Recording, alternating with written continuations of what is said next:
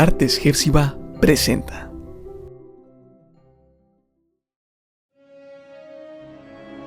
Las Crónicas de Narnia. El león, la bruja y el armario, por C.S. Lewis.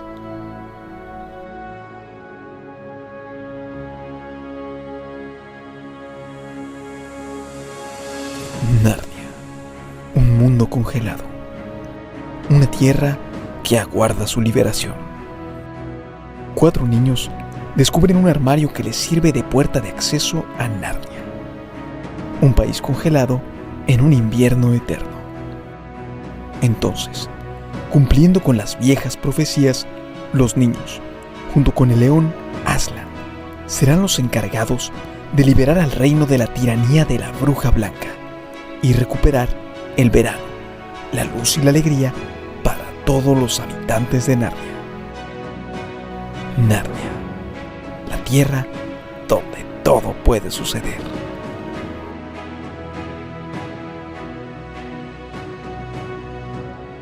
Capítulo 11.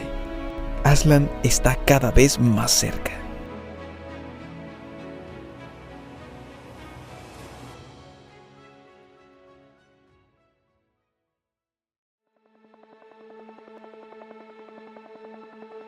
Edmund, entretanto, se estaba llevando una terrible decepción. Cuando el enano se marchó a preparar el trineo, esperaba que la bruja empezara a ser más amable con él, como lo había sido en su último encuentro. Sin embargo, la mujer no abrió la boca. Y cuando por fin Edmund reunió valor suficiente para decir: Por favor, majestad, ¿podría comer unas cuantas delicias turcas? Usted dijo... Ella le respondió: ¡Silencio, tonto! Aunque luego pareció cambiar de idea y añadió, como si hablara consigo misma: Claro que, pensándolo bien, no serviría de nada que el mocoso se desmayara durante el viaje. Y de nuevo dio unas palmadas. Y otro enano hizo su aparición. Dale a la criatura humana comida y bebida. El enano se marchó y regresó enseguida con un cuenco de hierro con un poco de agua en él y un plato de hierro con un pedazo de pan duro. Sonrió de un modo repulsivo mientras lo depositaba todo en el suelo junto a Edmund y dijo: Delicias turcas para el principito.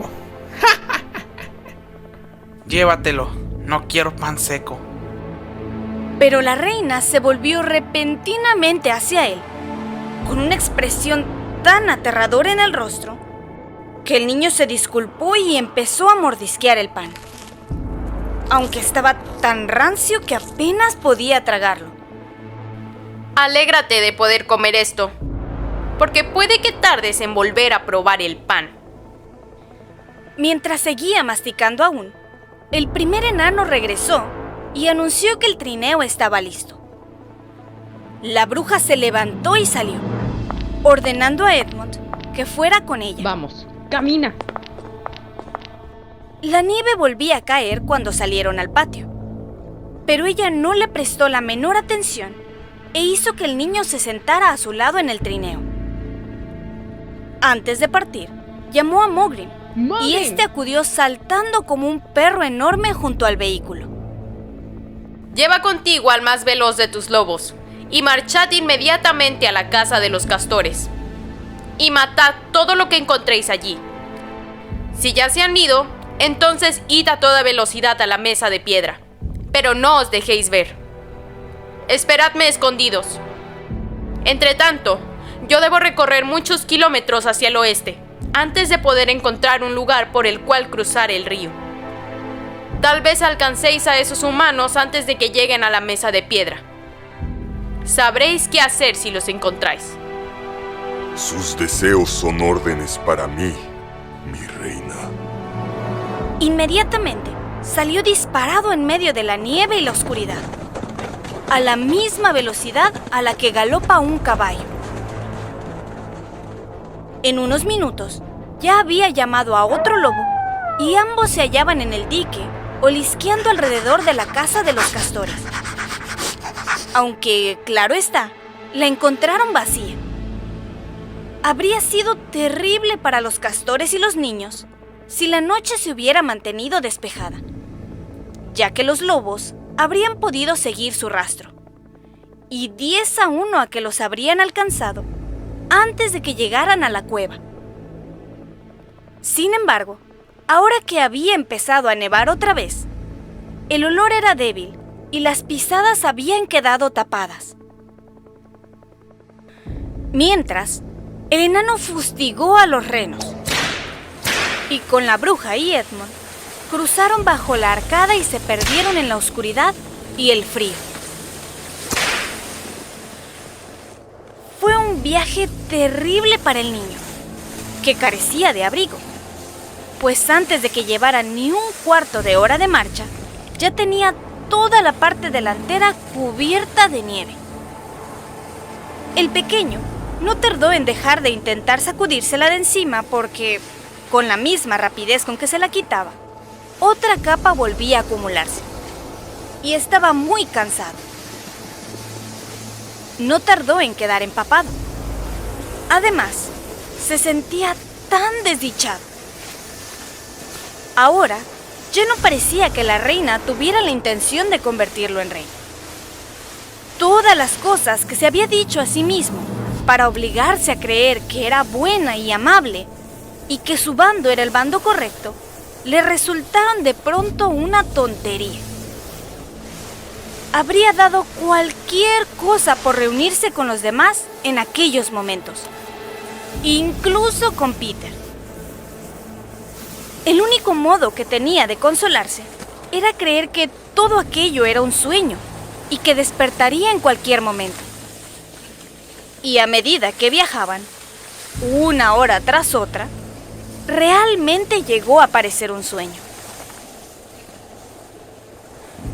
Aquello duró mucho más de lo que puedo describir, incluso aunque escribiera páginas y más páginas. Sin embargo, saltaremos hasta llegar al momento en que dejó de nevar y se hizo de día, y corrían bajo la luz del sol. Y siguieron viajando y viajando, sin más ruido que el perpetuo susurro de la nieve y el chasquear de los arneses de los renos. Finalmente, llegó un momento en que la reina dijo: ¿Qué tenemos aquí? ¡Deteneos! Y lo hicieron. ¿Cómo deseaba Edmund que la reina dijera algo sobre el desayuno? Pero su acompañante se había detenido por otro motivo. No muy lejos, al pie de un árbol, estaba reunido un grupo que parecía divertirse. Una ardilla con su esposa e hijos, 2 sátiros, un enano y un viejo zorro. Todos sentados en taburetes alrededor de una mesa. Edmund no consiguió distinguir qué comían, pero olía de maravilla. Y parecía haber adornos de acebo, y creyó haber visto algo que parecía pudín de pasas. Justo cuando el trineo se detuvo, el zorro, que evidentemente era el ser de más edad entre los comensales, acababa de ponerse en pie, sosteniendo una copa en la pata derecha como si fuera a decir algo. Pero en cuanto el grupo vio que el trineo se paraba y quién iba en él, toda la alegría desapareció de sus rostros. El padre ardilla se detuvo con el tenedor a mitad de camino de la boca. Uno de los sátiros quedó congelado con el tenedor ya dentro de la suya. Y las ardillas bebés chillaron aterrorizadas. ¿Qué significa todo esto? Nadie contestó. Responded, sabandijas. ¿O queréis que mi enano os encuentre la lengua con su látigo? ¿Qué significa toda esta glotonería, este desperdicio, esta autocomplacencia? ¿De dónde habéis sacado todas estas cosas? Por favor, Majestad. Nos las han dado. Y si se me permite la audacia de beber a la muy buena salud de su majestad. ¿Quién os las dio? Papá Noel. ¿Qué? La bruja saltó del trineo y dio unas cuantas zancadas para acercarse un poco más a los aterrados animales. Decidme que no ha estado aquí. No puede haber estado aquí. ¿Cómo os atrevéis? Decid que habéis mentido y se os perdonará la vida. En aquel momento, una de las ardillas pequeñas perdió los nervios. ¡Ha sido él! ¡Ha sido él! ¡Ha sido él! Chilló golpeando con su cucharita sobre la mesa. Edmund vio cómo la bruja se mordía los labios con tal fuerza que una gota de sangre apareció en su blanca mejilla. Y a continuación, alzó su varita.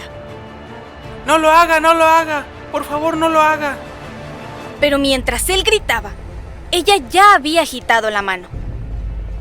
Y al instante, en el lugar donde había estado el alegre grupo, había solo estatuas de criaturas. Una de ellas con el tenedor detenido para siempre, a mitad de camino de su boca de piedra, sentadas alrededor de una mesa de piedra, sobre la que había platos de piedra y un pudín de pasas de piedra. En cuanto a ti, La bruja asestó a Edmund un fuerte bofetón en el rostro mientras volvía a subir al trineo. que eso te enseñe a pedir clemencia para espías y traidores. Sigue adelante. Y Edmund, por primera vez en esta historia, sintió pena por alguien que no fuera él. Resultaba muy triste pensar en aquellas figuritas de piedra, sentadas ahí durante todos los silenciosos días y las oscuras noches, año tras año, hasta que el moho creciera sobre ellas y finalmente, incluso sus rostros se deshicieran. Volvían a correr veloces ya, y Edmund no tardó en advertir que la nieve que los salpicaba mientras avanzaban era mucho más húmeda que la de la noche anterior.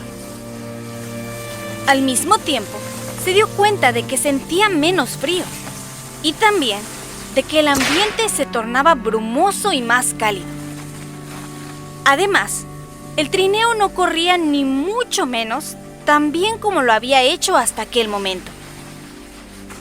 En un principio, pensó que se debía a que los renos estaban cansados, pero pronto comprendió que no podía ser esa la auténtica razón. El trineo dio una sacudida, patinó y siguió dando saltos como si chocara con piedras. Y por mucho que el enano fustigara a los pobres renos, el trineo avanzaba cada vez más despacio. También parecía existir un sonido curioso a su alrededor, pero el ruido del trineo al resbalar y saltar, y los gritos del enano a los renos, impidieron que Edmund oyera de qué se trataba hasta que el vehículo se atascó con tal fuerza que no hubo forma de moverlo. Cuando eso sucedió, se produjo un instante de silencio, y en aquel silencio, el niño pudo escuchar el otro ruido debidamente. Era un extraño sonido suave, susurrante, gorjeante. Y sin embargo, no resultaba tan extraño porque ya lo había oído antes. Si al menos consiguiera recordar dónde. Entonces, de improviso, lo recordó. Era el sonido del agua al correr. A su alrededor, aunque fuera de su vista, había innumerables ríos que gorjeaban, murmuraban, borboteaban, chapoteaban e incluso, a lo lejos, rugían. Y su corazón dio un vuelco, aunque sin saber por qué, cuando comprendió que la helada había finalizado. Mucho más cerca, se oía el constante gotear de las ramas de los árboles, y entonces, al mirar un árbol, vio que un enorme montón de nieve resbalaba de él. y por primera vez desde que había entrado en Narnia, contempló el color verde oscuro de un abeto. Sin embargo, no tuvo tiempo para escuchar u observar más, pues la bruja dijo: No te quedes ahí mirando como un tonto. Baja y ayuda. Y desde luego, tuvo que obedecer. Saltó a la nieve, pero en realidad, esta era ya solo agua-nieve, y se puso a ayudar al enano a sacar el trineo del agujero fangoso en el que se había metido. Consiguieron extraerlo por fin, y mediante un comportamiento muy cruel con los renos, el enano hizo que volvieran a ponerse en marcha. Y así, recorrieron un corto trecho. La nieve se derretía a marchas forzadas, y empezaban a aparecer trozos de hierba verde en todas direcciones. A menos que hubieras estado contemplando un mundo nevado durante tanto tiempo como lo había hecho Edmund, no podrías imaginar qué sensación de alivio producían aquellas manchas verdes tras un interminable color blanco.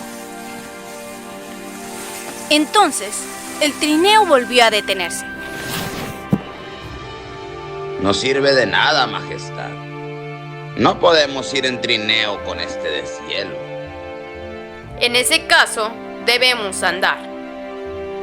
No los alcanzaremos jamás andando. No con la ventaja que nos llevan.